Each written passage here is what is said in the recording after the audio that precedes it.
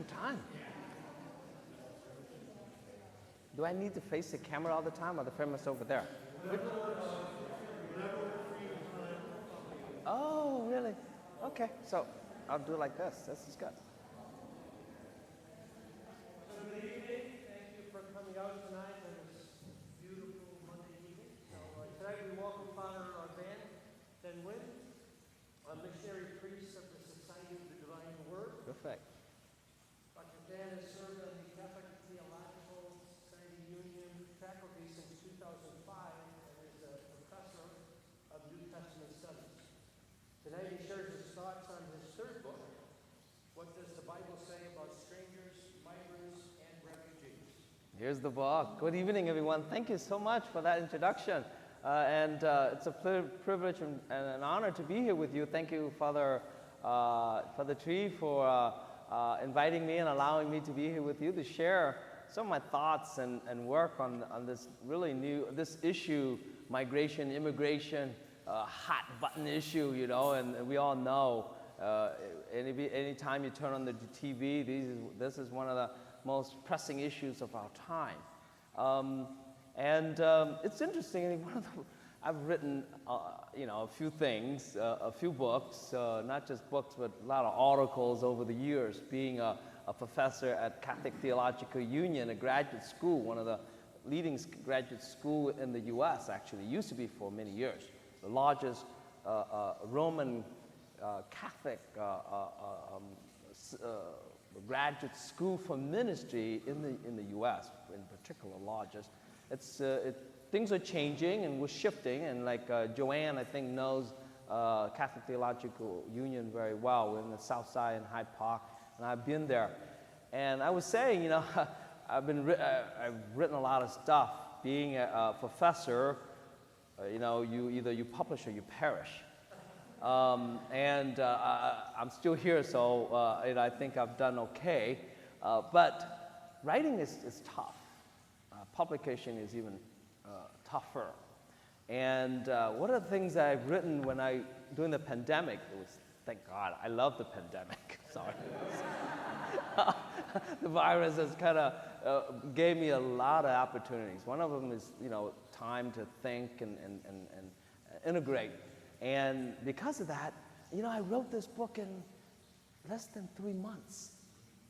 When my publisher I approached the publisher, there's a series called What Does the Bible Say About? And so they proposed, this is the theme, and I accepted on June 1st in 2020, and signed the contract. 3 months later, they actually gave me the deadline was December 2021 to submit the manuscript.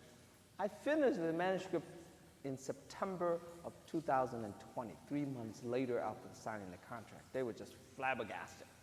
So they pushed everything quickly to publish the book, and because it's so pressing, these issues, and so within 6 months, the book was out. So it was out basically last June. We launched it in May. And so it's really, and this book has given me a lot of opportunity to share my thoughts about these pressing issues. When they talk about migration, the first immediately, what do normally people think about when they talk about migration or immigration? For us in the U.S., it's the southern border. What's happening there? The immigrations flowing before was from Mexico, and then the further south in Mexico, Nicaragua and Venezuela, or in other parts in El Salvador coming up a few years ago. Now it's the Haitians going from the Mexican border and up. And the first thing people think is the border. How do we control people coming in? What's happening at our border? Either the injustices that are happening. How do I address this situation at the wall? What should we do about it? Should we, in favor of open borders, or should we build a much more, higher wall and to keep the immigrants out? Those are the pressing issues. That's immediately people think about this. But, the issue of migration is much bigger much, much bigger than the southern border of US and Mexico. And this is one of the books that, it talks about this. It's international. Migration is about human trafficking. It's about labor for migration. It's about internal displaced movement of people. It's about people who are caught between the fire of conflict and warfare. They're forced by migration because of violence and war, forced because of human trafficking, major issue, and climate change. And so those are just some of the few major issues of migration that people don't think about, right? And, like for example, human trafficking. Human trafficking has caused much more damaging and major issues around the world that most people don't realize. It's what I call it is a human slave trade of the modern century, and it has caused massive problems and the most, what I call it, the most business industry syndicate of all time. Billions of dollars is due to human trafficking gained. Human trafficking business has gained more money and an issue than Facebook, Nike, and Starbucks combined in 1 year. This is the book I'm talking about. And most people aren't aware of that. So this book covers a multitude of sins and a situation of the world. And I'm really, really happy in the opportunity to share with you some of my thoughts. So with at least in this presentation, just to raise three main issues of migration. What are we as Christians, how should we respond to the issue of migration? And what are we called communally, society, as well as personally to these issues? As Christians, how do we respond? And this is what this book is really about. How am I to respond to this pressing issue? And hopefully I get to engage with you, those who are here, those of you at home, and across perhaps someone else around the world streaming in. And so let me go right into it, and I hope to be more engaging along the way. The title of my presentation, perhaps maybe 30 minutes, and then we'll get the chance to engage, is I want to put the human face to this pressing issue, the human face of migration. Because we're not talking about numbers, but the numbers are incredibly huge. We're talking about millions of people affected annually, and the population of migration. How interestingly, during the Olympics, there was a group of refugees or immigrants forming one nation as representative of the immigrants around the world. They play for the immigrants. I don't know if you've seen it, but it's quite interesting. The population of immigrants, international immigrants and refugees around the world, is larger than the population of Brazil, total. Can you imagine that? That's larger than the US. Certainly 400 million people are considered part of this group of migrants and immigrants. So it's an amazing thing. And I want to bring in the human face to this issue. And that's why I titled The Human Face of Migration, and how we as Catholics, Christians, respond to this issue. And the first thing we need to do, how to respond, is to look what the Bible says, okay, as Christians, and particularly as Catholic. Today's migration makes up the greatest movement of people of all time. This global phenomenon caused by globalization, political and ethnic conflicts, environmental disasters, virus pandemic like COVID-19, free trade, and because of the means of transportation so accessible, has led more and more people to migrate than ever before. No continent, region, or country is immune from this worldwide crisis. So crossing international borders, or even moving around within the country, is a major characteristic of our present age, prompting some to call our era the age of migration. I think Joanne or the committee rightfully chose to address this theme tonight. And I think the realization of the importance of this issue, and an issue that is so critical now, particularly as you watch what's going on, the Afghanistan issue, our border, and environmental disasters such as Ida. My mother's affected by it. In the southern U.S. States, the coastal countries, states are heavily affected every year. Rising water, like Indonesia, has to move their capital to another place, relocate the capital because the increasing water, potentially will flood everything in that area. It's affecting millions and millions of people that we don't realize. So a major issue. So the immigration debate is immensely complex. We gotta realize that from the very start. And it's very controversial. How should we as Christians respond to this troubling sign of the time? And so what we'll look at is we turn to the scripture, of course, and to find inspiration, and that's what we do the first part. And then from the scripture, we will move into our personal response. But before we look at some of the, I will highlight basically 3 issues of migration today. Let's look at kind of an overview of migration today in terms of statistics. I'm going to give very broad strokes of statistics today.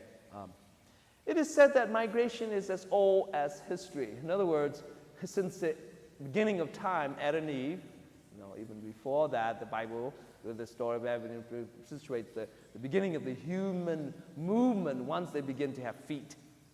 Once they began to be able to walk, already they were moving. Being human is really to move. There are 2 feet here, so we move from one place to another, whether by walking or now on a plane. So migration has been around ever since we became human. While migration is certainly not a new phenomenon, it is nonetheless a major characteristic of our time. Every day, millions of people are on the move. Some travel for the purpose of tourism. Others go to the Camino because of their choice. Some of them have a choice because they have to because of various problems and issues. It involves a population on the move encompassing any kind of movement of people, whether in length or other causes. It includes migration of refugees, displaced persons, uprooted people, or economic migrants. Migration is a global phenomenon that is growing in scope, immensity, and in complexity, affecting most countries, families, communities, and almost every aspect of modern life. A few years ago, I edited a book, edited a book called, the basic of the book is that how migration affects globally. I use the word globally is a kind of a new word. The global affecting the local. How the local affects the global. We always think, what the issue of migration, the southern border, the Mexican issues, what does it affect me? It affects me nothing. And that's not true. It affects everything from the top, from what we put on the table to the gasoline. If this migration affects globally, because the global gas, the global economy, everything, I've trickled down to the local, what I put on my table, what affects me, how I go to the store and buy the food. It affects everything. The global affects the local affects the global. It is, we cannot think that it doesn't have any effect at all. So what happened at the bowl, what happened at the migration issue affects me and my family on my table, at my home, on my salary, and so on. So it affects every aspect of modern life. As of today, there are about 272 million international migrants in the world. because the number of international migrants is growing faster than the total population, their share of the world's population has been increasing. So currently, international migrants comprise of 3.5% of the global population of 7.5 billion people. Just half of all the international migrants reside in Europe and North America. So in other words, Europe and North America are the main center of the movement of migration, okay, in the last 30 years. There seems to be a new movement now, is from Southern Asia to the Northern Asia, to the tiger, called the tiger economy countries like Japan, China, South Korea, Singapore, Malaysia, and all that. They're moving into that area. So there are a lot of movement in Asia now. And the movement is like huge because the numbers over there are huge. So there is also because of the difficulty of moving into these countries now because of tourism, the movement now in Asia, among Asia, is a major factor in China. China alone has the greatest movement of internal migrants, China and India, of all the world because of their numbers, right? We're not talking about just millions tens and hundreds of millions. Because of this, let me just look at the three major factors of migration today. And we'll look at these three: war and conflict, human trafficking, and climate change, called ecological disasters and so on. We'll look at these three, and then we'll zero in on just these three main factors of migration.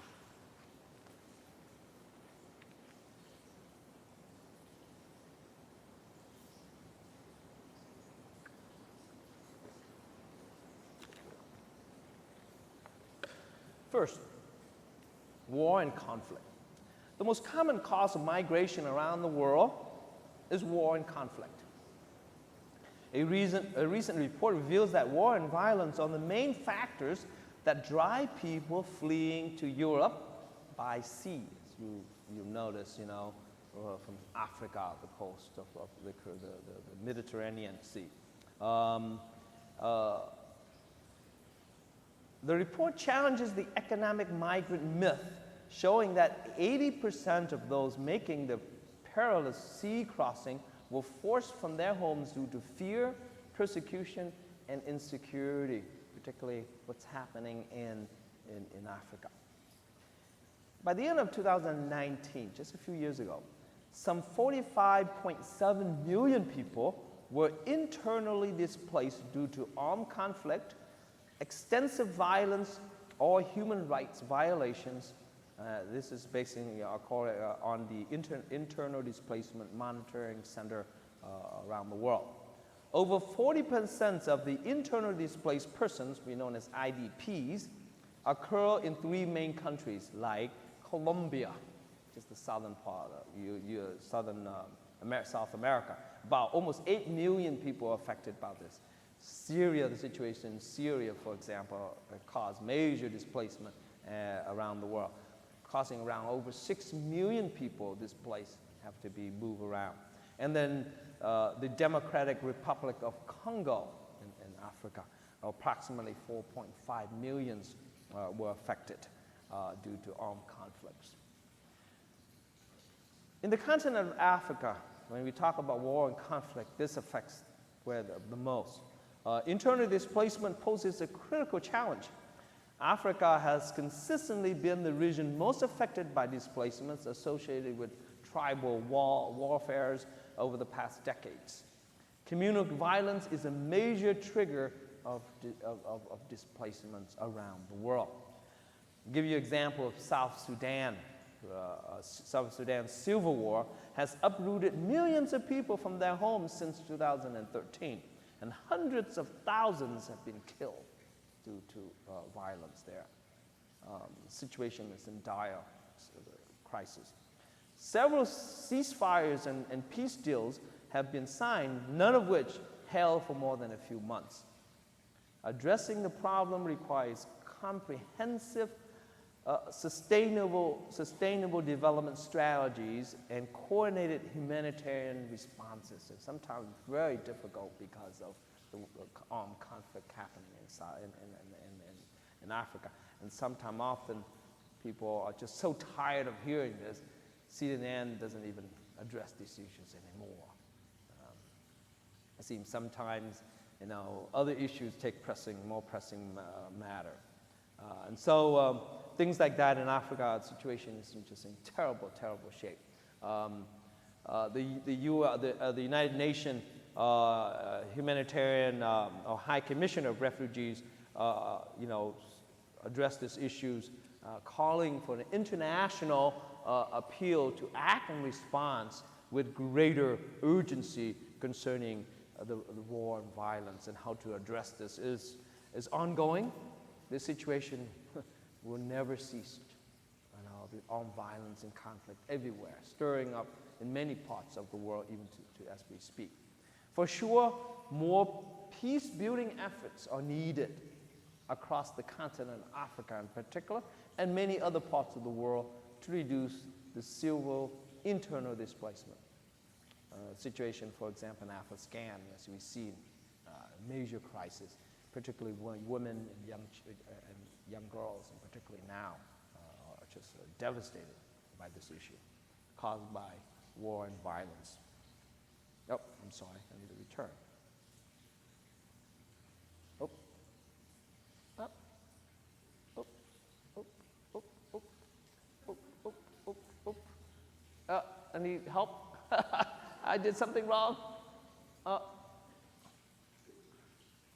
sorry. I moved it too fast and it probably went out of its. Yeah, this I shouldn't have moved it. I went one slide more. Oh yeah, I went to another PowerPoint. Sorry about that. Technical expert. Okay, there you go. Oh yeah, this. Yeah. Oh, again, I did it again. Oh, yeah. This. I'm not going to touch this. I want to just touch right here.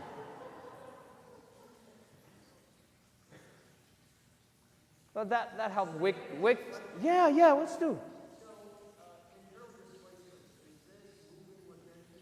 Yep. Usually, that's why we term it internal displacements, IDP, they call it. People that move within the country and not so much as external outside the country. This major issue, particularly in Africa, in Asia, like China. People usually from the rural moving to the urban setting, finding jobs, or even just a father or a member of the family move internally to the city. Could be 100 miles, could be 1,000 miles away to have work, to feed the family. And that's internal. Or sometimes take the whole family and do that. This issue is major in China because of the growing cities, Southeast Asia in particular. In India, of course, movement is massive. So that's causing internal displacement of people. Or natural disasters cause people having to move because of the monsoon rain, destroying everything, and no longer habitable land. So they have to move to other places and become, internally displaced refugees. Thank you. Yes, just hit that button. Yep. Got it, sir. Thank you. So we'll look at war and violence as one of the main factors. Let's look at human trafficking. Most people aren't aware. I want to go through this quickly. Human trafficking is a universal problem. Most people, you don't know about it. It could be happening right next door, you don't know it. And that's the thing. Have you ever been to a restroom, wherever, or going to a restroom and you see human trafficking issues? It's a sign that it's happening everywhere and you're just not aware of it. It is a scourge that exists across the entire globe. It is a horrific crime that hides in plain sight, and causes immense suffering for countless victims who are often the most vulnerable among us, most vulnerable people. This modern-day slave trade, I call it, is a threat to all nations and triggers all sorts of grave violations of human rights. And people are not aware of this. It shatters families and communities, fuels organized crime, and undermines public health and security. And that's why many countries are cracking down on this. But it's so difficult. It's so difficult. The three most common types of human trafficking are forced labor, debt bondage, and sex trafficking. Right. Forced labor, also known as involuntary servitude, slavery really, is the biggest sector of trafficking in the world. For instance, a family gives up a child to an adoption agent in Nepal because they cannot afford to care for the child, the boy. The child is then in turn sold to a sweatshop owner who forces the child to learn to sew garments without pay for hours each day. This is forced labor, children forced labor. The child is usually malnourished and does not attend school. Of course, they have to work. This is a typical example of forced labor or involuntary servitude. And this happening around the globe. Human trafficking is the second largest and fastest growing criminal industry in the world, with as many as 40 million individuals living in slavery-like conditions. Many mega cities around the world harbor this illegal activity. Cities like Paris, London, Amsterdam, Tokyo, New York, San Francisco, Chicago, just to name a few, are not immune to this problem and have been considered prime destinations of human trafficking due to their ports, airports, industry, and rising immigrant populations. Now, people coming in, most of them are coming in by legal documents, legal means, not because of the southern border. Only a small portion of those coming in illegally from the border, but the majority come in legally and overstay visas. Okay? So the border does not necessarily protect immigrants, illegal immigrants coming in. As you study migration, major issues with those coming in legally through legal means and overstay their visas. Human trafficking is a huge business syndicate that is extremely lucrative, producing a lot of money. The Internal Labor Organization estimated that in 2017, sex trafficking and human trafficking generated approximately $152 billion. $152 billion, this syndicate. To put it into perspective, human trafficking almost matches the annual revenue of Starbucks, Nike, Facebook, and Disney combined. Okay? Because it involves money, it is very, very difficult to tackle. And it generates so huge of a profit, they can hide in plain sight. The third factor of migration is climate change. I'm sorry, some of you or some people might not agree about what's happening in our world and climate change. It is a major issue now. It's major talk around the world. Like it or not, it's affecting the climate, the weather, affects everything, and it affects the food chain, okay, on our table, what we buy and how we buy it.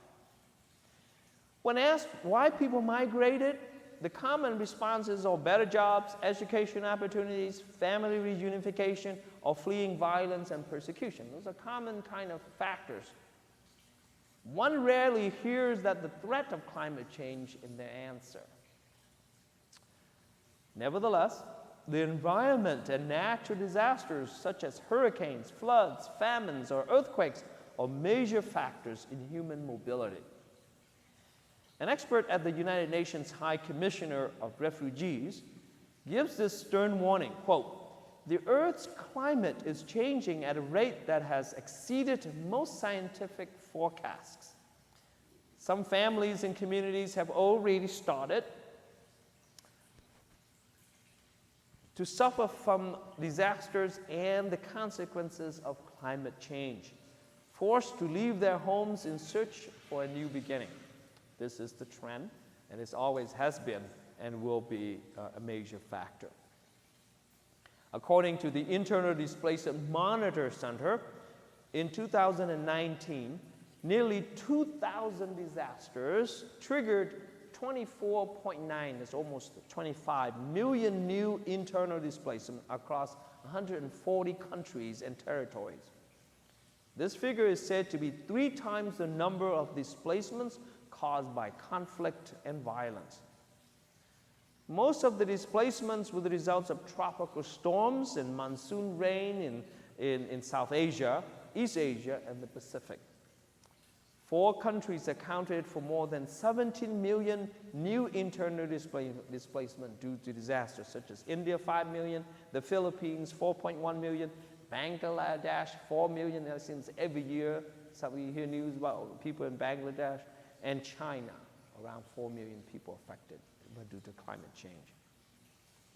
In 2010, the 7-point magnitude earthquake hit the capital of Port-au-Prince in Haiti, leaving 1.5 million Haitians homeless. In 2015, a devastating series of earthquakes in Afghanistan, Pakistan, and India drove hundreds of thousands of residents from their homes, affecting millions of people. According to a report by Cornell University in 2017, events prompted by climate change, such as droughts and flooding, could account up to 1.4 billion people who are forced to migrate by the year 2060. Not far from here, not far from today at all. Another 30 years or so. The report also predicts that by the year 2100, maybe most of us won't be around, maybe Father Tree, he keeps on golfing, he'll be pretty healthy. 2 billion people, about 1/5 of the world's population, could become climate refugees due to rising ocean levels. So climate change is going to be around. It's going to affect a lot of people. The human impact of on the environment is a major concern for the 21st century, of the 21st century. Throughout human history, migration and climate have always been connected, but in our modern era, the impact that humans have made on the environment is likely to force millions, more and more people to resettle and migrate than ever before. Many natural disasters such as droughts and hurricanes and floods and earthquakes, rising water, are more recurrent and attributed to the effects of climate change, which are now considered to be the key factor of forced migration. These alarming predictions should be a wake-up call for all of us to address the global climate change crisis today, and that we each can do something about it in different ways. And we'll look at some of the issues, some of the things that might be good to suggest. We all must act immediately because our planet, our only home, is in great danger, I think. Serious danger, as some of you already know. So with that, an overview of kind of a glimpse of what's happening around the world. Very small glimpse, kind of a succinct overview. That's what this book really addressed. Those 3 issues and many other issues, war and border and all kinds of other stuff. And particularly, what does the Bible have to say? Does the Bible say anything about this at all? And my stance is the Bible has a lot to say on all of these issues, even climate change. And so this book gives a comprehensive, very simple language. I'm not speaking in high scholarly level here, very down to earth. And what I see, it's based on the method of see, judge, and act. See what's happening in our world. I see it from my own eyes as an immigrant. as a scholar, as a migrant myself, immigrant myself, a refugee myself, I see the world. I see it, and I present it to you and to the reader. And then I said, look, how do we judge this? How do we assess this? Let's look at the Bible as a standard of how should we address these issues, whatever issues are to migration. And so let's judge together. Let's assess this together. Let's study it together. And then how should we respond? And then it's called to action. And so the book has these three elements: see, judge, and act. And so that's really this book. That's kind of like the thread that goes run throughout this, basically 10 chapters, short chapters. Each chapter you can read it in, fast reader probably can read it in 30 minutes. The biblical response. The Bible has said anything about this migration issues, and what this book has now caused a kind of stir, and there's a lot of interest actually. I've been giving a lot of Zoom talks over the world. I did one last week in Rome, a major conference. There were cardinals and bishops involved. We wanted the Pope, but he was a little bit busy. But it was a major conference. I was one of the keynote speakers on migration and from the biblical perspective, giving one. Actually, the Religious Congress in LA, I don't know if you ever heard about the Religious Congress in LA. There were like 40,000 people who gathered in LA, and I'm giving a talk on that in English and in Vietnamese. And then next week, the end of this week, I'm giving another Zoom talk for the United States Catholic Mission Association on the issue of migration. And so the theme of migration is massive. It's around, it's everywhere, and it's not going to go away. And how the Bible has much to say about that. And I have this privilege because I come from a biblical perspective, and I also speak as an immigrant. So that gives me a kind of a lens that most people are not able to see. Let me just look through some of the biblical. I give you 3 examples. I give you 3 factors of migration. I give you 3 biblical stories about these issues. How we're doing with time here. Oh, okay, 20 minutes. I'm going through this because most of us know biblical stories. The Joseph story is a good example of human trafficking. As we talk about human trafficking, major factor. Here's the story of Joseph, who was sold into slavery by his own brothers. Right? Hopefully, our siblings are not that cruel. But this is happening. It's happening around the world. I mean, it's not just siblings selling siblings, parents selling children into slavery. And this is happening in the thousands, in the tens of thousands of people in Asia, Southeast Asia, my country, in the Philippines, poor Southeast Asia, selling basically their young girls, young daughters to as brides. They come in and they said, "I'll give you your girl here a new husband. She'll get an opportunity, and then for $10,000, and give you an opportunity for her to go to a different country. In poor rural Asian countries like I don't know, Vietnam for some part." Cambodia, $10,000 is a lot of money. And so they sold the girl. And then there are hundreds of thousands of brides sold every year. Hundreds of thousands.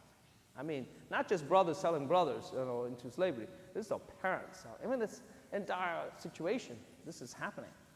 So Joseph's story is a story about human trafficking. Sold by his own family. His story is recounted in the book of Genesis. We know the story and how he gradually ended up in Egypt, becomes the prince of Egypt, and he'd be able to interpret the dreams, and then he gradually moved up, became the vizier of Egypt, and then helped his family migrate in a situation and so on. But his story, as you read the story, there are twists and turns, how he was duped, how he was imprisoned, how he was, the wife of the owner wanted to seduce him, and when he refused, she blamed on him as trying to sexually seduce him or raped him. He ended up in prison. These are examples of human trafficking in situation where people who are trafficked has no rights at all to defend themselves. These stories are real stories. I mean, you read the story of Joseph, it's incredible. As a slave, Joseph had no rights and no way to appeal for what he was unjustly accused by his owner's or wife. This is similar to the experience of many human trafficking victims who are vulnerable to abuse. They are often falsely accused and are imprisoned for crimes they do not commit. Unfortunately, there are too many cases of young teenage girls who could not resist and therefore are sexually and physically abused by their employers. And many of them, I talk about Southeast Asian countries, young girls. Some of them, they promise the young girls, say, we'll give the girl, she can work in factory, she can work as a maid in this family, and once she get there, her passports are confiscated. She basically become indentured servant. And then physically abused, sexually harassed and abused. And so major catastrophe, major issues and problems. Statistically, women and girls are disproportionately affected by modern slavery, accounting for about 21% of the overall total. And so these stories really give a slant and a view to the modern situation of human trafficking and slavery as well. So it's an interesting story. So we can learn much about the story of Joseph as an example. Through Joseph, the whole situation becomes giving a new light in how to respond in this. What's the most important is just there are many twists and turns in the story of Joseph. There are many lessons we can learn. One important lesson is that although Joseph was a vulnerable victim, he was still created in the image of God. And this is what the story of Genesis says. God still protects this slave, soul into slavery in Egypt. But God protected this man, this Joseph. He became a savior for the people, even for the whole nation of Israel. God promised to protect him, to be with him,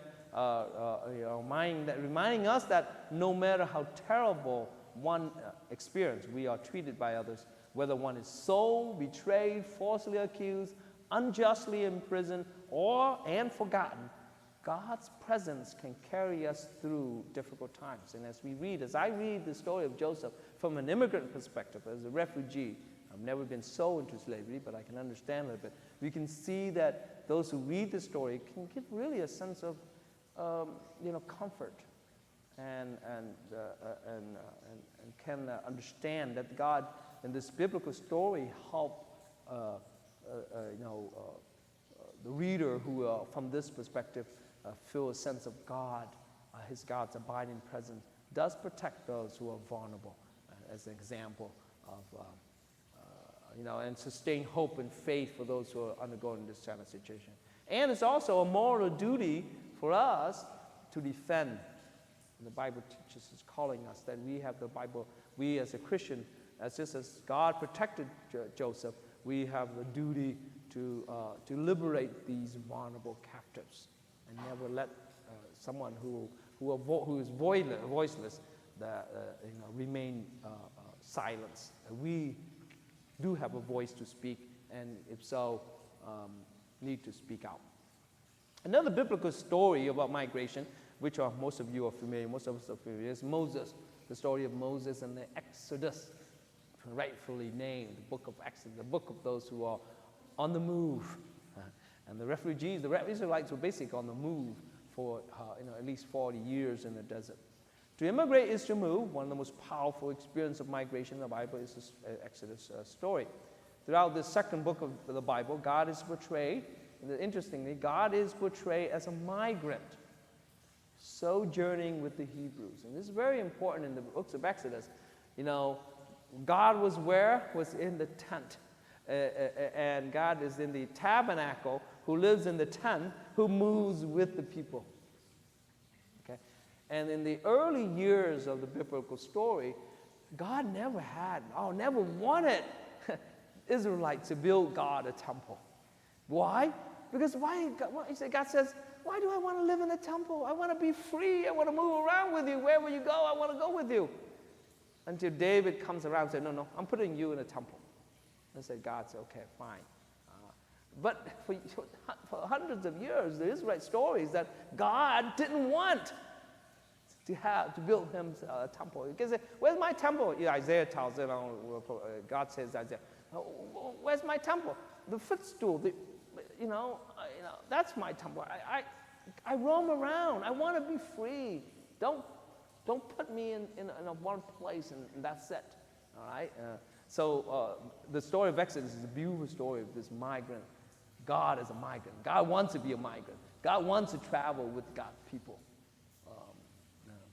Exodus stories is just a wonderful experience, wonderful. And reading from an immigrant perspective is just enlightening and comforting.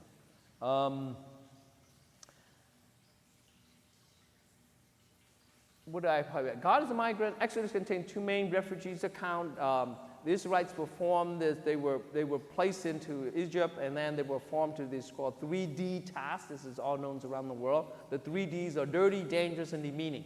These are the people who have been forced to do, and the Israelites would do that. And Moses was sent to save from Pharaoh's genocide to become a liberator of his people. We know the story, the Prince of Egypt. And then Israel was not only mistreated because of their experience, really down to the ages, and the Israelites were to remember that they were once, slaves in Egypt. That how God liberated them. They never forget where they come from. Never forget the immigrant status, really. Therefore, just as you were once immigrant, remember, do not mistreat those who are immigrant in your midst. That's what really the Bible, the book of Exodus, really tells the story. To remember, never to forget. God's commandment is that you shall not wrong or oppress a resident alien, for you were aliens in the land of Egypt. Exodus 22:21. You should not oppress a resident alien. You know the heart of an alien, for you were aliens in the land of Egypt. Now, their experience of immigrants led them to understand that God protected them. Now they were responsible to protect those who are immigrant in their land. And to mistreat the immigrant, to mistreat these vulnerable migrants and refugees is to mistreat God itself. And that's really the biblical perspective. And the whole law, one of the most unique things about the Bible is that there's a collection of laws that are very favorable toward immigrants. There's no law in the world who are more flexible, more generous, more supportive to immigrants than the biblical law. And my book talks a chapter on law against immigrants. And the Bible, you're talking about biblical perspective. The biblical perspective is very clear, particularly the Old Testament, that you shall not wrong or oppress a resident alien, which is, we don't use the word alien anymore. In other words, we should not mistreat a refugee and immigrant in your midst, really. You know the heart of an alien, an immigrant, for you were an immigrant in the land of Egypt. So important in this divine directive that it is mentioned twice in Israel's legal document known as the Covenant Code in Exodus 20. And so this is very, very important. Is must not mistreat, but to care for the sojourners in their midst, just as God has done for them. And so the whole Exodus story is really about this. Remember this. We read this all the time, particularly during Easter visual. We have this story of the immigrant. And then read it from an immigrant and perspective can be it's a challenging view, but it's also very comforting, particularly for some of us, or many of us, I should say. Third example I want to quick is Jesus is presented in the biblical story, in the gospel story, as an immigrant, as an itinerant preacher, as one who has no home, not even a pillow to rest his head, okay? Is always displaced, always on the move, always dependent on others for hospitality. That's an example of an immigrant. And his experience is very parallel to Moses in the biblical story. Right after Jesus' birth, Matthew recounts a dramatic exodus of the Holy Family escaping the wrath of King Herod in the flight of Egypt, to Egypt, for example. Another example in the story of Jesus moving to Egypt and his family. It's not from here to downtown Chicago. Right? It's pretty far. Traveling to the desert in the south, along the coast, down to Egypt. I don't know if anyone been to Egypt. I've been to Egypt many times. It's dry, hot, and pretty long, treacherous journey down from Israel. So it reflects Jesus as an immigrant, his family, the whole family. The story of Jesus, Joseph, and Mary seeking refuge in Egypt obviously reinforces the underlying theme of Jesus and, like Moses, typology. An informed reader would notice the allusions to this story of Jesus and Moses. And so, like most, refugees fleeing from war and disasters, Jesus and his family were fleeing from the threat of Herod the Great, who was seeking to kill the child. There was a genocide happening in Israel, in Bethlehem. And so there were really political refugees seeking refuge in Egypt, running away from this king, Herod the Great, a maniac. So under horrific circumstances, migration was the only means of survival, like Jesus and his family, especially when Herod intentionally sought to kill the infant Jesus as a threat to his kingdom. Imagine that. So withdrawal from opposition is sometimes absolutely necessary, just like Jesus and Joseph and Mary. They had to move. They had to escape. And like many immigrants today, they have to do because of political situation. Joseph therefore obeyed the angel's command, took the child and his mother by night, and swiftly fled for Egypt for refuge, basically with a pair of clothes on their back, practically. Consequently, Jesus, Mary, and Joseph became asylum seekers. There are millions of asylum seekers around the world, continue to seek asylum because of political situation. Only about 10% of them ever get settled. Very few. Without travel documents, they cross borders looking for safety and sanctuary. Like many other immigrants before and after them, Jesus and Joseph and Mary were political refugees seeking asylum in a country that would open the doors to them. Egypt was very hospitable. It shows that. Egypt was the traditional place of refuge for many Israelites in biblical times. When Joseph and his family needed shelter from famine, they sought Egypt for refuge.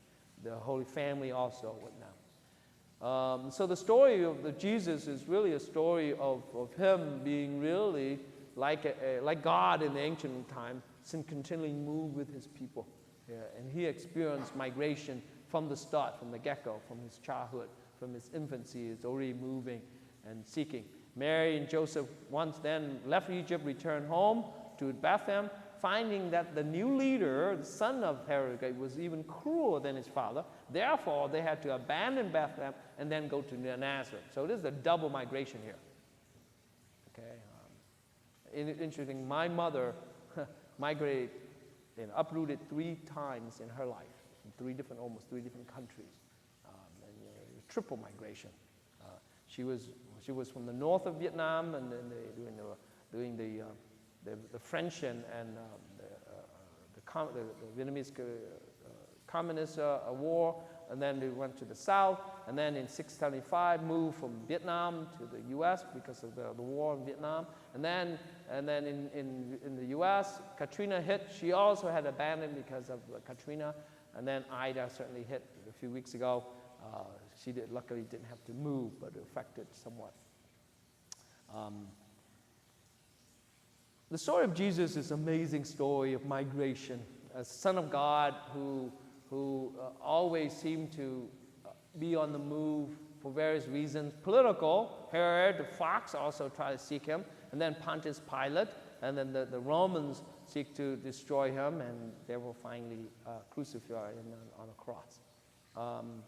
So it's a story of migration very clearly there. Jesus, who is declared the Son of God, in a foreign territory, Son of God, experienced persecution, alienation, and estrangement like many prophets of old and throughout Israel's salvation history. Just Jesus experiences. The child Messiah was displaced and depended upon people's hospitality. He certainly knows what it was really like to be an immigrant and a refugee. Likewise, the adult Jesus, who will wander here and there preaching the good news, has no place to lay his head. The Son of God, whose deathbed will be the beams of a cross, yet who will become the Messiah for all, is completely in solidarity with those who are estranged, despised, ostracized, and promised to be with them until the end of the age. And one of the reasons why Jesus is depicted so much throughout all the Gospels as an immigrant and itinerant, as those who are suffering on the fringe of society, is that these Gospels were written in a foreign land by immigrants themselves, attending to the early Christians who were immigrants in a foreign land. And that's why there are many stories of Jesus being immigrant reflected in the community that's happening in the Bible. And so one of my theories is that the Bible is really a story of a migration written by migrants themselves for migrants. And you read the Bible from that perspective, there are many very interesting lens. If we were to have time, we'll do some sharing. Which of the three major factors of migration cause you most concern? Maybe just think about those three concerns I talked about: war and violence, human trafficking, environmental disasters, and so climate change. Which of the three biblical stories, Joseph, Moses, and Jesus, you found most connected and inspiring? What would you suggest a good pastoral response be to address the issue of migration, immigration crisis today? Because of time, let me just go into my suggestion of a pastoral response. I'll have a couple of minutes before. I think we finished at 7:15 or so. 7:15. It's almost 7. It's raining anyway. You're not going anywhere. Let me just do very briefly. I'll suggest 3. I always like 3 things. Trinity. Father Tree, when he speaks, he'll probably give you 3 minutes, 3 things in 3 minutes homily. Pastoral response. I strongly believe that there is an urgent need for all Christians to respond to and become involved in tackling this modern-day crisis of global migration. I'm glad that some of you are here, because you know this and you want to know more. In order to respond appropriately, you need to be informed, and that's the first stage of any act, is to be rightly informed in order to act appropriately. And then, but just act unknowingly. You act after having judged yourself what is most appropriate. See, judge, act. Those are 3 great methods of life, actually. Never just act without judging. Never judge without seeing, and so on. These are 3 modes of judging, of dealing with life. What are we as individual and church must do when we confront this issue? What should our pastoral response be? And here I suggest 3 steps. The first step is peacemaking. What's that have to do with migration, right? Every day, people suffer and lives are destroyed because of war.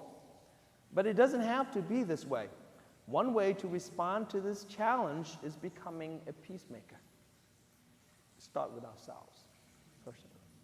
Jesus is often called the Prince of Peace, who is truly the embodiment of peacemaking.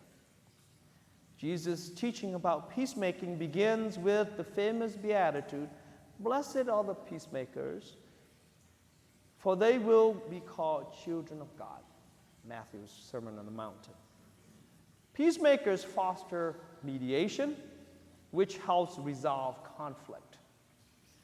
Most of the time, mediation happens informally between friends, family members, neighbors, schoolmates, and business associates. We do it, but we don't realize it. Healthy life and spirituality begins with peacemaking. Hopefully we can strengthen it and be more effective peacemakers. These blessed peacemakers are called children of God. According to Jesus, peacemaking is an urgent priority and even transcends worship. It's more important than going to church. Sorry, Father. Don't bring this to the bishop. He might not like this. But yeah, peacemaking is very important because Jesus says, when you are offering your gift on the altar, if you remember that your brother or sister has something against you, leave your gift there before the altar and go. First be reconciled with your brother or sister, and then come offer your gift. That's how important peacemaking is. Jesus' teaching about peace and peacemaking best equips the church to be hospitable and attain durable solutions in a multi-ethnic and multi-religious world. Hence, peace-building efforts in our community and world should be encouraged and supported. There's something with which we all can get involved in. One can join different networks to become a peace builder and bridge builder in his or her own community. One can also join an online platform to host discussions, exchanges, or conversations about, from anywhere around the world to promote interculturality, respectful dialogue, and harmony. These are some elements that help, bridge gaps, and misunderstanding.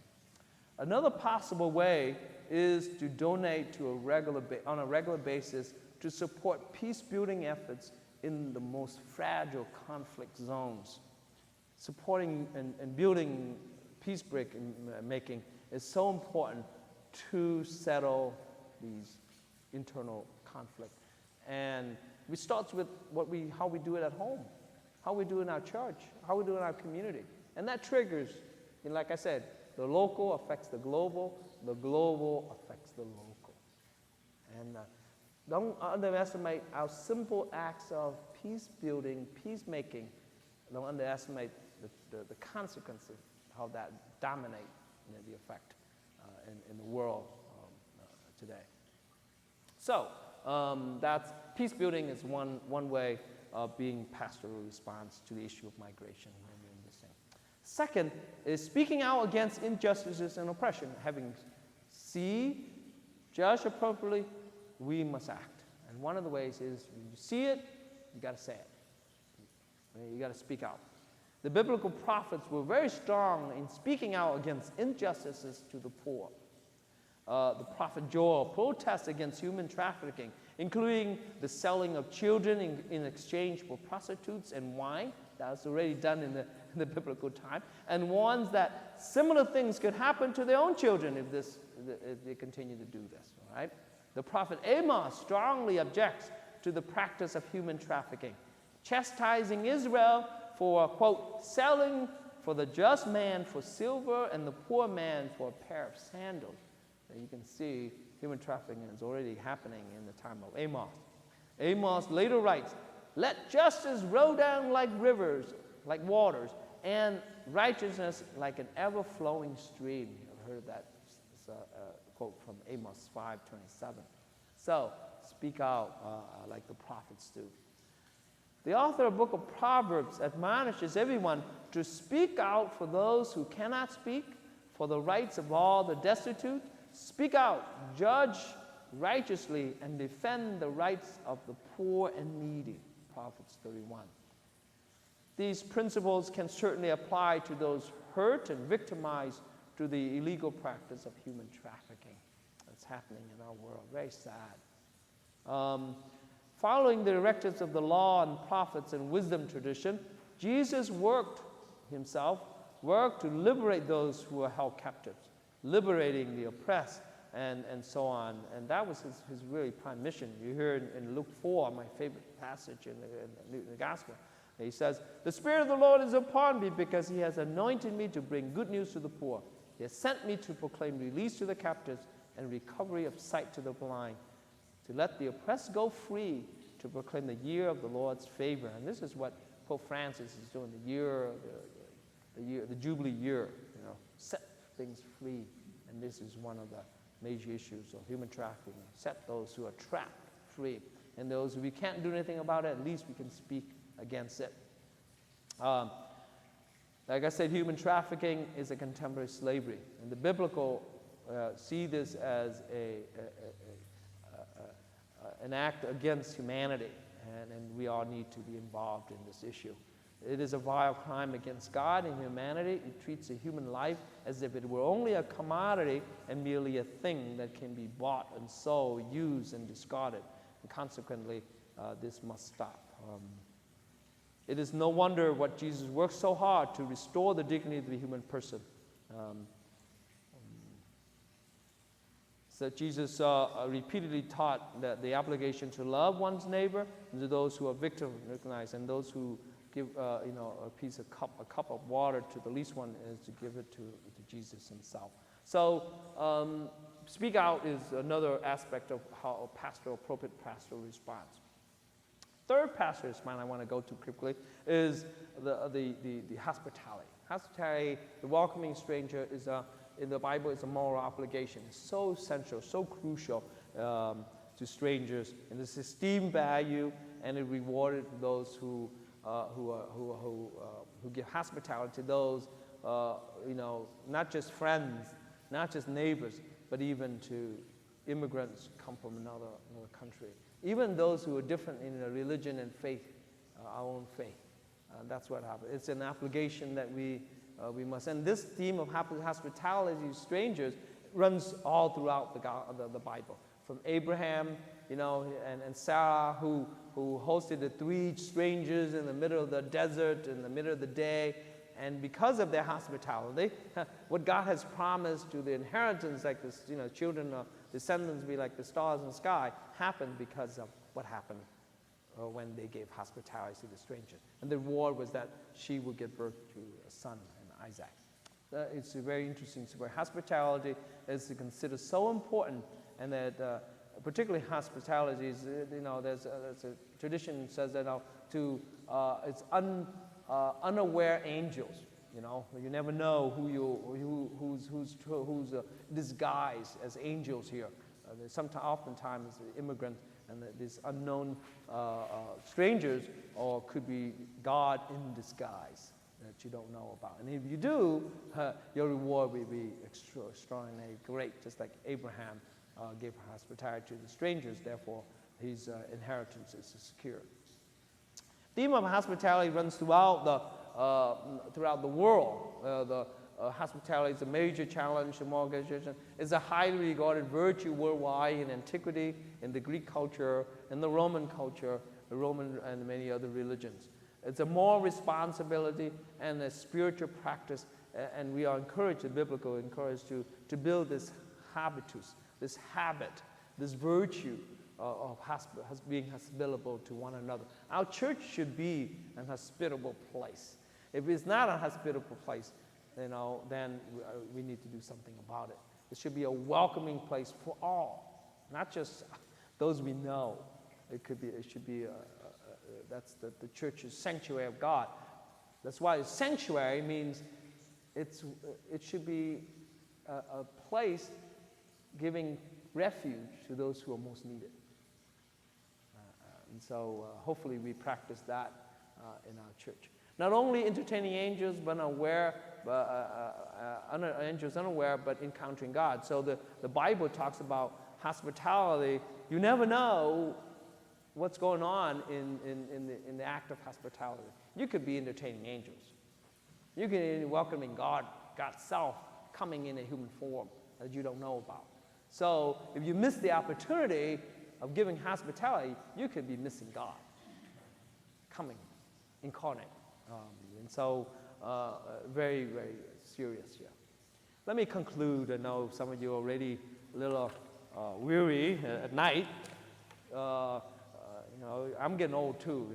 Passing 8 o'clock is I'm getting, my eyes are getting. Let me conclude. For the most part, the Bible is very favorable toward immigrants. If you read this book and you read the Bible from the perspective of immigrants, it's very favorable toward immigrants. One of the most favorable toward the immigrants. For much of it was written by, for, and about strangers, migrants, and refugees. That's really what my book is really about. The whole Bible is about strangers, migrants, and refugees. God self, Jesus himself, is portrayed as strangers, migrants, and refugees. And the Israelites and the early Christians are portrayed in this way because much of it is written by them who were immigrants themselves in a foreign land. Interestingly, right? Abraham and Sarah were lifetime sojourners. Joseph was sold into slavery and became a very important person in Egypt. Moses was a fugitive and refugee, and together with the Israelites, he wandered in the desert for 40 years. That's a long time for being an immigrant. Jesus, too, is portrayed as a refugee and an itinerant preacher. The early disciples were also migrants who were dispersed due to persecution and war. Much of the early church, they went around preaching, not because of sometimes they were voluntarily, because they were forced. And then they led to developing communities, and then the communities developed other. Paul usually founded communities, early Christians, because he was chased out of town. He was a rascal to them, okay? And then because of that, the community grew. The early disciples were dispersed due to that. Some voluntarily move about throughout the Roman Empire for missionary purposes. Others do it because of persecution. So, from Genesis to Revelation, from the book of Genesis to the book of Revelation, the Bible is really what I call a tapestry. Who weaves here? Anybody weaves tapestry? No, some of you, I'm sure. Woven together from the stories of one great migrant family. The Bible is really one great migrant family. All through.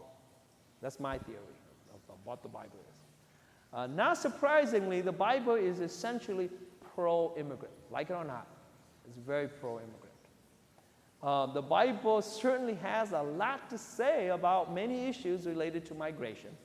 For example, human trafficking, refugees and asylum seekers, victims of war and violence, women and children, and climate change and natural disasters. I cover only 3 of them, but there are much more in this very thin book, easy, accessible. Since hospitality is love in action, it is the most appropriate response to the immigration issue. Like it or not, I'm sorry, it's a touchy issue, but hospitality is, from a biblical perspective, the most appropriate response, the Christian response, definitely Christian response. There are many ways to practice hospitality. We can begin by being generous with and practicing charity toward our friends and neighbors, certainly, right? We must do that, and we do it. But we cannot and must not end there just to our neighbors and friends, our family members. The Christian practice of hospitality must go beyond family, acquaintances, and even fellow citizens. That's the biblical perspective. It must go beyond that. That's the challenge. Genuine biblical hospitality reaches out to those who we do not yet know, particularly to the immigrants who are in our midst and at our borders. That's hard. That's difficult. But if we believe in what we believe, and we practice what we believe, that's what our call is. Challenging. Difficult. By extending ourselves to these vulnerable ones, we might not only entertain the angels, but actually meet Christ face to face. The biblical command of being kind and hospitable to immigrants is binding for everyone, from individuals to institutions to society as a whole.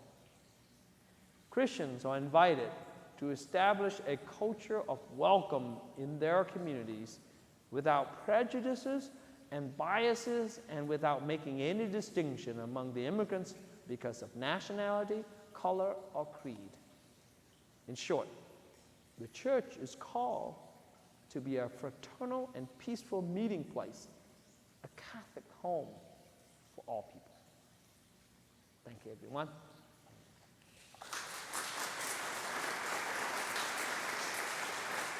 Do we have a brief moment for questioning? Question? Yeah, or comment. It doesn't matter. Yeah. Yeah.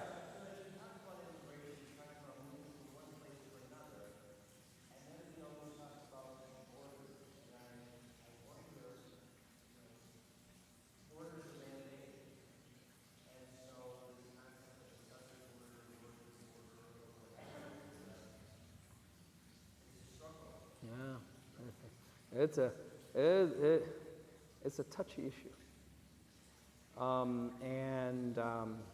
When I was writing this book, I presented part of the book, and I decided to present the chapter on borders, one of the chapters in my book, to my colleagues at Catholic Theological Union. And at the seminar, this all faculty, we had Jewish colleagues, Christian, Muslim, and so on. It was a touchy, thorny issues. And I wrote from a perspective as an immigrant and refugee, and I had a major difficulty because I presented not as an equal situation from a perspective from Israelis and Palestinians. I was pro in one or the other, or more. And I had difficulties with that. I had to rewrite it to make it a balance. And that was very helpful for me. The issue of the border has different perspective. One might take a perspective, from one perspective and think that's the appropriate perspective, but the other might not, so you have to respect that. It was a very, very difficult chapter for me to write on borders, because I began with the border. I began with borders from particular border in Palestine, Israel-Palestine. And I've been there many times. I've seen the wall, what do we call it, the wall put up around the border. And I know what it's like. I've seen the suffering of both people, more from the Palestinians in the beginning. And I have to be also fair to those Israelites who needed a border to protect themselves, just as any country has a right to have a border to protect its own sovereignty. Right? And the Bible doesn't deny the sovereignty to protect itself. And even the Christian, the Catholic perspective is every country has its sovereignty authority and protect its own borders. Okay? And the biblical doesn't object to that. However, we must, and France is a bit more on a more challenging direction of a more open border perspective.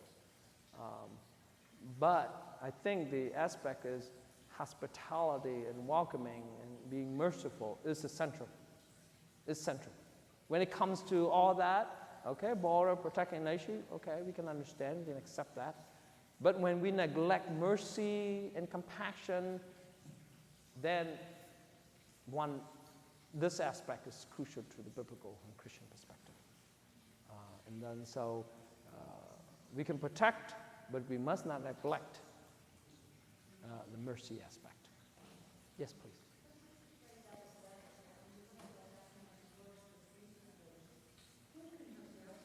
Yeah.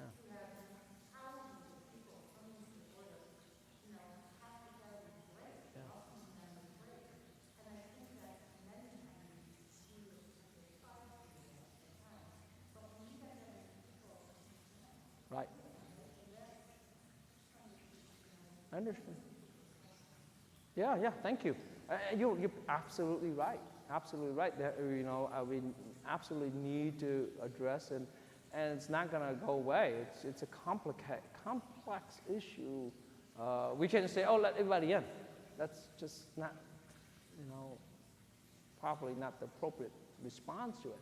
We got to do better and says, what can we help them not having to move? That's our main issue.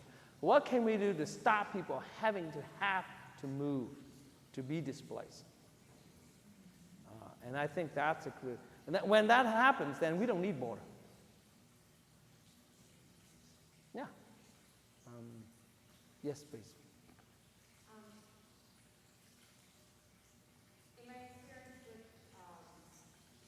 secular news media, there seems to be a lot of confusion in regards to refugees and illegal immigrants. They're two separate issues. They are not on two separate sides.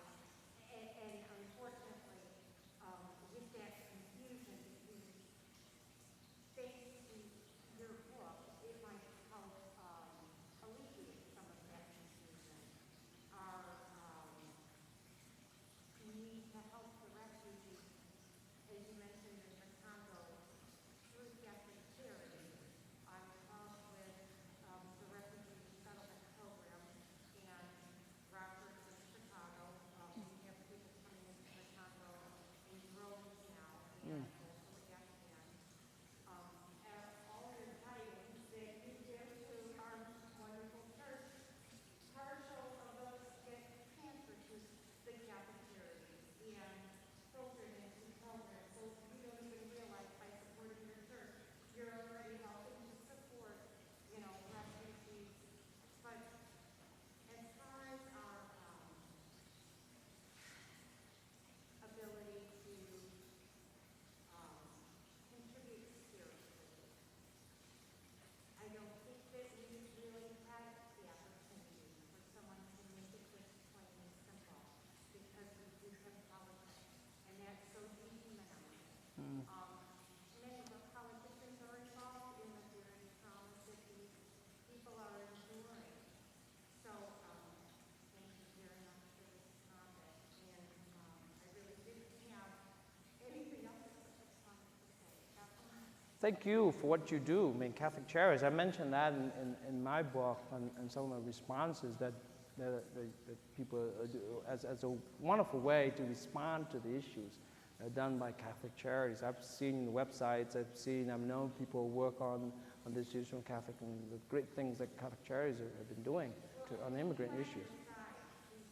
They're not, so many people are anti-accepting of refugees, but they don't understand that the UN has decided they disperse these people all over the world. They're just been waiting intentionally for 5 years for a lottery number to come out. Right. So that they can find some asylum. By the time they get here, exactly how you said, they literally have, this is all of their personal belongings. And then they have nothing. One of the things that I work with is helping to gather home items. When the resettlement program, when you accept the refugees, you need to get them a job and a home, and you have 90 days to do it. That's how little time you can get it extended up to 120 days. And then the government only gives us 1/3 of the money that you would need. So if you had a family of 5, and it would require, $3,000 for an apartment and deposits and furniture and clothing, and we get 1,000, which then many of it comes from Catholic Charities donations, but then that other third of it also is individually trying to promote. Anyone interested in helping out with that program, please contact me. I would just want to add, I mean, I'm one of the benefits of this great nation as an immigrant, all right? I've seen hospitality given, freely, generously, and I benefit my family, an example of what I've benefited, the great nation of this country, and the people are so generous, taking us in the bayou of Louisiana. I mean, this is like, I was sponsored by a Caucasian in Berwick. I don't know if you ever know anything about Berwick. This is where Houma, Berwick, and that's the southern, in the bayou country of Louisiana. And then we were taken in, and this 2-bedroom apartment, 1 bathroom, they took in 21 of us. I just visited their family recently and buried one of their sons. It's amazing how the effect of their hospitality gave in us, and now my family expanded into 100 people all across the U.S., being professionals, doctors, nurses, pharmacists, missionary priests, and what they have done, never thought of, what they have, helped nurture. And it's a prime example, me as an example, not saying about myself, but many hundreds and thousands, millions of others also benefit from this nation, the generosity of these people. Churches, major font of hospitality, and how you never know what comes out, and to give it the opportunity I've been given as a son of a fisherman of all, and now doing what I do is amazing testimony. Thank you so much. And thank you so much, everyone, and wishing you all the best. Thank you for coming. Thank you for wanting to be aware of the situation. That's the most important. Thank you for just being want to know, want to learn more. That's wonderful. Thank you. One more comment over there, maybe? One last?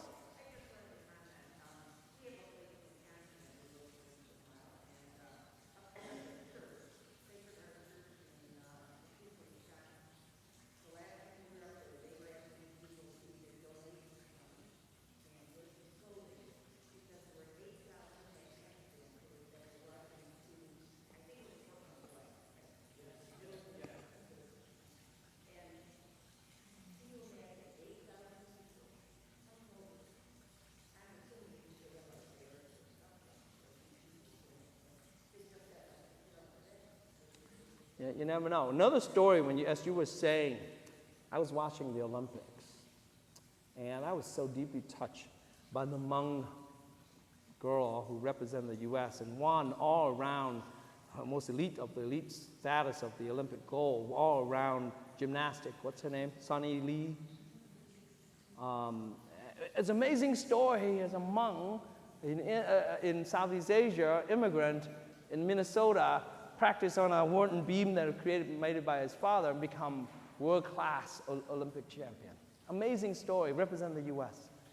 Who would think?